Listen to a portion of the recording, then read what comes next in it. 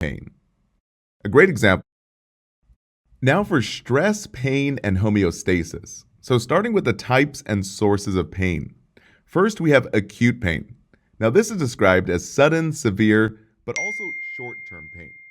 For example, a new bump or bruise or even a cut. Really any type of pain. The next is chronic pain. Now this is long-term pain. That is key terms, reoccurring over an extended time. A great example is back pain that happens long-term. Now, the third one is referred pain. This is the feeling of pain in one part of the body that is caused by pain or an injury in another part of the body. For example, chest pain from a heart attack could trigger jaw pain.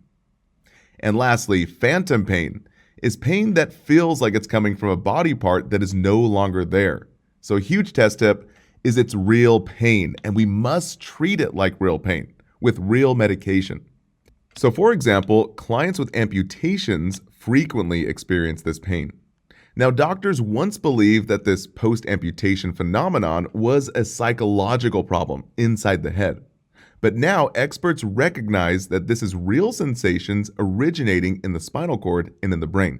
So once again, we must treat it like real pain. Now, the next topic here is gate control theory of pain. This asserts that non-painful input closes the nerve, or basically gates, to painful input, which prevents pain sensations from traveling to the central nervous system, the CNS. So as you know, number one, the gates built into the normal pain pathways go to the gates opening and pain impulse transmitted to the brain. And finally results in gates closure, or gates close, and the pain impulse is reduced. Now, for the diagnosis of pain, we look for location, description like burning or aching, timing like the time of day or with activity, and a great assessment tool is OPQRST method. So O is for onset, P is provocation, Q is the quality of the pain, R is for radiation. For example, if the pain goes anywhere, like up to the shoulder or up to the jaw. S is for severity on a pain scale of 1 to 10, and T is for time. Now lastly, pain manifestations, those signs and symptoms.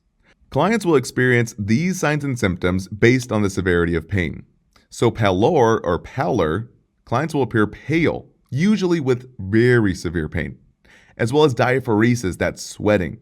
And almost always tachycardia is present, with that heart rate over 100, with high blood pressure over 140 systolic, accompanied with nausea and vomiting during acute pain, as well as fainting and dizziness, again, during acute pain, and anxiety and fear, which is typically seen with chronic pain or trauma, and clenched fists and even restlessness.